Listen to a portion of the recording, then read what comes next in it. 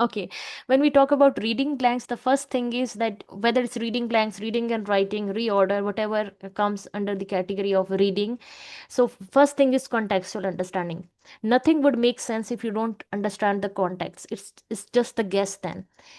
And in order to get the right options, and if you really want to get good score, it's very important that you know the context. If you know what they are trying to communicate, what they want to tell you, so skipping context is like when you when you are just randomly just you're running and you don't know where to go.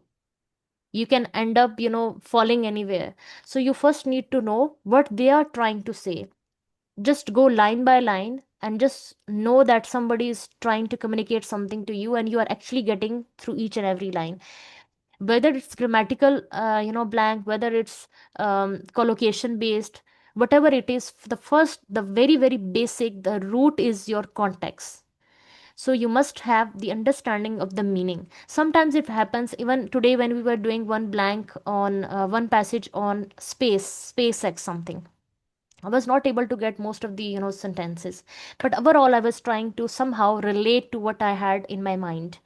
तो मुझे exactly तो नहीं पता था what they were saying, लेकिन मैं अपने mind में एक मीनिंग बना रही थी. So I was trying to make meaning. It was very difficult for me actually.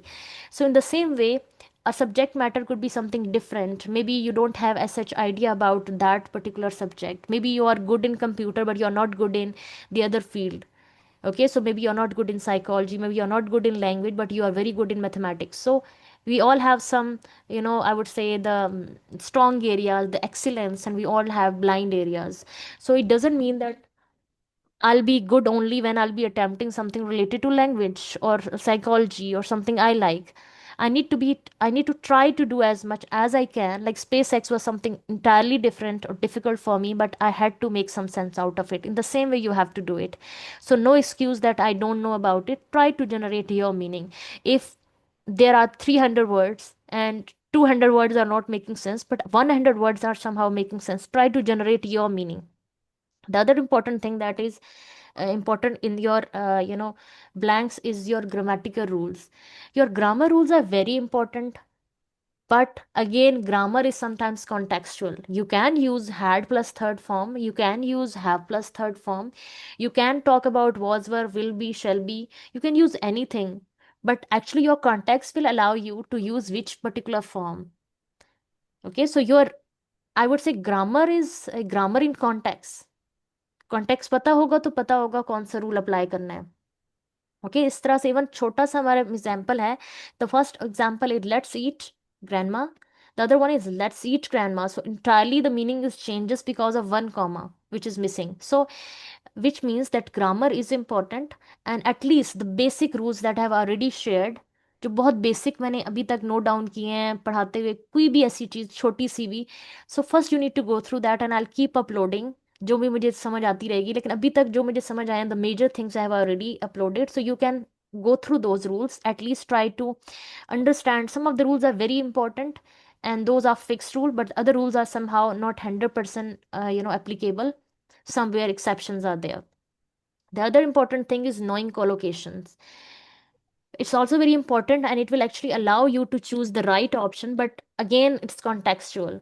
So, as I have given you these two examples, that make a decision and make a noise. दोनों collocations हैं, लेकिन कौन सी choose करनी है? So this is your context will guide you. जैसे यहाँ पे लिखा हुआ है, I need to make a noise about my future, which is kind of, I would say, very ambiguous statement. You cannot make a noise about your future, but rather you need to make a decision about your future. So अब make a noise, make a decision, both are collocates, both are with you, and you have to use the best form possible. So obviously you need the context to better understand this. The other one is related to understanding whether the word has a positive or a negative connotation, is something very much I would say helpful, for choosing the right option. What is connotation? Connotation means whether the word is positive or negative, which means that I don't know which word is correct, but I do know that it should be something negative. I don't know whether it should be ए और B और C, but I know it should be something positive. So connotation कहता है कि आपको थोड़ा पता हो कि पॉजिटिव टाइप का वर्ड आ रहा है या नेगेटिव टाइप की बात हो रही है. This thing can also allow you to choose the right option. The other important thing is eliminating less probable option can also help you, because in this way you narrow down the correct options. There is one Indian show that I really personally like, Crorepati show. उसमें क्या होता है, when you go for one lifeline, they remove two options, and then you are left with just two options, the other two options. So in this way you are, you narrow down the option, and in this way you reach the right option. So sometimes if you are not getting the right option, try to narrow down the options which are not correct. In this way maybe you can reach the right options. Sometimes multiple option may seem grammatically correct. In such cases, contextual understanding is something which will allow you, or also the collocations and other aspects, those options will allow you to, know the most preferred and probable choice. अब इसका आसान लफ्ज़ों में मतलब ये है कि student कभी कभी कहते हैं कि मैम अच्छा ये तो करेक्ट है लेकिन ये भी तो करेक्ट है. सो इसका मतलब ये है कि when I choose the option A, it doesn't mean that I say B is wrong. It doesn't mean I say that C is wrong or D is wrong. When I choose A and not the other three, it means that A is more probable. Acha, there are instances where other options are entirely wrong, but most of the time, other options are also somehow possible. Today we were doing one blank, and I think there was one option which was related to while and even. I think it was while or even, I don't remember exactly. Let's say it. But while was correct.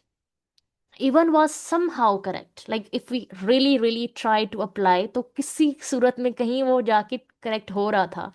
इसी तरह से जब दूसरे एक option, one option was entirely wrong, but the other was somehow was also making sense. And I think that word was though. ठीक है. So somehow we are able to apply three options. ठीक है. If we change our particular writing style, and if we change particular the perception and understanding, and to change the meaning, to somehow we can try to apply all options. But the goal is to reach the most suitable option. It doesn't mean that when I don't choose the other three, those three are wrong. And this is something we really need to develop for our reading blanks, because mostly whenever you choose the one option, the other option, you would say, you will get this particular instinct that, okay, I think B option is also correct, so why I'm choosing A. You can ask this, but you have to mentally prepare for this, that more than one option could be correct. The other thing is that when solving reading blanks, tackle the easier one first, gaining more confidence before you approach the harder one. And this is why I was asking you while we were doing, describe image, that please first try the bar graph, the pie chart, table, such categories before reaching picture and, flow charts. Why I was asking you, because this is how you train yourself. Because when you have small wins, it can actually give you more confidence. It can allow you to give you that particular mindset that you can do it. So you have to do easier one first and then difficult. The other one more rule was there, that whenever you do blanks, try to visualize that thing in your mind as well. Try to see yourself doing that, and then you can better choose it. Let's suppose the passage is about classroom. See yourself in classroom and then imagine the situation, then try to relate the situation that the writer is trying to communicate. One more thing I would like to highlight, and which is very important, is that the writer can have multiple styles. Writer is the owner. The writer, got all rights to write the way he likes. There are certain rules, there are certain regulations, there are certain norms that we have to follow while writing.